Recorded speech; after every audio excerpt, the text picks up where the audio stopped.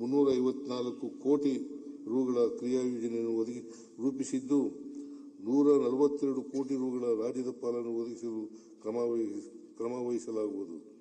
ಕರ್ನಾಟಕವನ್ನು ಮಾದಕ ವಸ್ತು ಮುಕ್ತ ರಾಜ್ಯವನ್ನಾಗಿ ಮಾಡಲು ಜೀರೋ ಟಾಲರೆನ್ಸ್ ಟು ಡ್ರಗ್ಸ್ ಧ್ಯೇಯದೊಂದಿಗೆ ಮಾದಕ ದ್ರವ್ಯ ವಿರೋಧಿ ಕಾರ್ಯಪಡೆ ANTF ಘಟಕವನ್ನು 10 ಕೋಟಿ ರುಗಳ ವೆಚ್ಚದಲ್ಲಿ ಬಲಪಡಿಸಲಾಗುವುದು.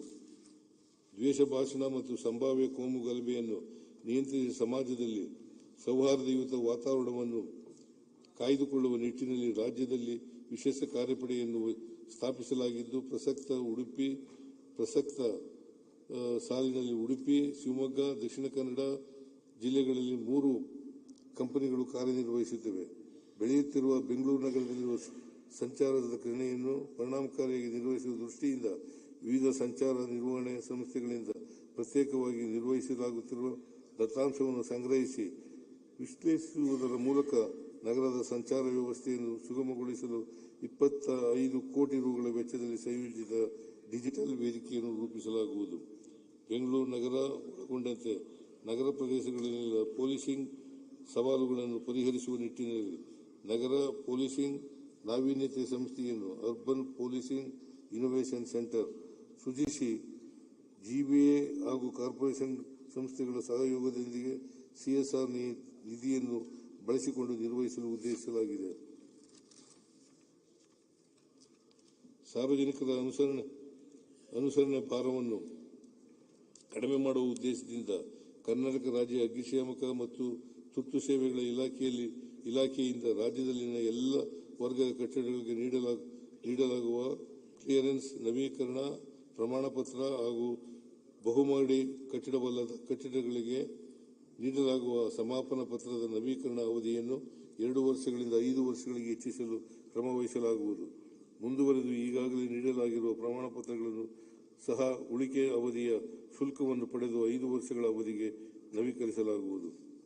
ಹೆಚ್ಚಿನ ಅಗ್ನಿ ಸುರಕ್ಷತೆಗಾಗಿ ಕೈಗೊಳ್ಳಲಾಗುತ್ತಿರುವ K-ಸೇಫ್ 2 ಯೋಜನೆಯಡಿ 26-27ನೇ ಸಾಲಿಗೆ ಕಟ್ಟಡ ನಿರ್ಮಾಣ ಕಾಮಗಾರಿಗಳಿಗೆ ಹಾಗೂ ವಾಹನಗಳು ಅತ್ಯಾಧುನಿಕ ಅಗ್ನಿಶಮನ ಮತ್ತು ರಕ್ಷಣಾ ಉಪಕರಣಗಳನ್ನು ಒದಗಿಸಲು ಪ್ರಸಕ್ತ ಸಾಲಿಗೆ 50 ಕೋಟಿ ರುಗಳನ್ನು ಮೀಸಲಿರಿಸಿದೆ. ರಾಜ್ಯದ ಬಹುಮಹಡಿ ಕಟ್ಟಡಗಳಲ್ಲಿ ಸಂಭವಿಸಬಹುದಾದ ಅಗ್ನಿ ಅನಾಹುತಗಳನ್ನು ತಡೆಗಟ್ಟಲು ಪ್ರಸಕ್ತ ವರ್ಷದಲ್ಲಿ 52-54 ಮೀಟರ್ ಎತ್ತರಕ್ಕೆ ತಲುಪುವ ಒಂದು ಏರಿಯಲ್ ಲ್ಯಾಡರ್ ಪ್ಲಾಟ್ಫಾರಂ ವಾಹನವನ್ನು ಒದಗಿಸಲಾಗುವುದು. ಅಗ್ನಿಶಮನ ಕಾರ್ಯಕ್ಕೆ ನಿಯೋಜಿತರಾಗಿರುವ ಅಗ್ನಿಶಾಮಕ ಇಲಾಖೆಯ ಅಧಿಕಾರಿ ಮತ್ತು ಸಿಬ್ಬಂದಿಯವರಿಗೆ ಪ್ರಸಕ್ತ ನೀಡಲಾಗುತ್ತಿರುವ ಆಹಾರ ಭತ್ಯೆಯನ್ನು 150 ರುಗಳಿಂದ 300 ರುಗಳಿಗೆ ಹೆಚ್ಚಿಸಲಾಗುವುದು.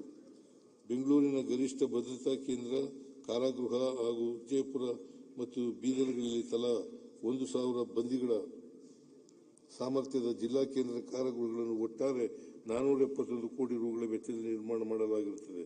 ಮಂಗಳೂರು ಕೇಂದ್ರ ಕಾರಾಗೃಹದ 2ನೇ ಹಂತದ ಕಾಮಗಾರಿಯನ್ನು ಮತ್ತು ರಾಯಚೂರು ಜಿಲ್ಲಾ ಕೇಂದ್ರ ಕಾರಾಗೃಹಗಳ ನಿರ್ಮಾಣ ಕಾರ್ಯವನ್ನು ಪ್ರಸಕ್ತ ಸಾಲಿನಲ್ಲಿ ಕೈಗೆತ್ತಿಕೊಳ್ಳಲಾಗುವುದು. ಆಪರೇಷನ್ ಪರಿಶುದ್ಧೀಕರಣ ಅಡಿಯಲ್ಲಿ ಎಲ್ಲ ಕಾರಾಗೃಹಗಳಲ್ಲಿ ಮೊಬೈಲ್, ಗಾಂಜಾ ಇನ್ನಿತರ ನಿಷೇಧಿತ ವಸ್ತುಗಳ ಬಳಕೆ, ಅಕ್ರಮ ಚಟುವಟಿಕೆಗಳನ್ನು ತಡೆಗಟ್ಟಲು artificial intrusion detection system, CCTV, body worn camera ಸೇರಿದಂತೆ ಇನ್ನಿತರ ಅತ್ಯಾಧುನಿಕ ಭದ್ರತಾ ತಪಾಸಣಾ ಉಪಕರಣಗಳನ್ನು 20 ಕೋಟಿ ರುಗಳ ವೆಚ್ಚದಲ್ಲಿ ಒದಗಿಸಲಾಗುವುದು. ಬೆಂಗಳೂರಿನ ಕೇಂದ್ರ ಕಾರಾಗೃಹದಲ್ಲಿ ಮಾದಕ ದ್ರವ್ಯ ವ್ಯಸನ ಮುಕ್ತ ಕೇಂದ್ರವನ್ನು ಸ್ಥಾಪಿಸಲಾಗುವುದು. ಸಾರಿಗೆ, ಮಹಿಳಾ ಸಬಲೀಕರಣದ ಸದುದ್ದೇಶದಿಂದ ಜಾರಿಗೆ ತರಲಾಗಿರುವ ಸರ್ಕಾರದ ಮಹತ್ವಾಕಾಂಕ್ಷಿ ಶಕ್ತಿ ಯೋಜನೆಯಡಿ ಪ್ರಯೋಜನ ಪಡೆಯುತ್ತಿರುವ ಮಹಿಳಾ ಪ್ರಯಾಣಿಕರ ಸಂಖ್ಯೆ ದಿನದಿನಕ್ಕೆ ಏರಿಕೆಯಾಗುತ್ತಿದ್ದು, ಇದುವರೆಗೆ 684 ಕೋಟಿ ಟ್ರಿಪ್ಗಳಲ್ಲಿ ಮಹಿಳಾ ಫಲಾನುಭವಿಗಳು ಪ್ರಯಾಣ ಸೌಲಭ್ಯ ಪಡೆದಿರುತ್ತಾರೆ. ಈ ಯೋಜನೆಯ ಅನುಷ್ಠಾನಕ್ಕಾಗಿ 26-27ನೇ ಸಾಲಿಗೆ 5,300 ಕೋಟಿ ರುಗಳನ್ನು ಒದಗಿಸಲಾಗುವುದು.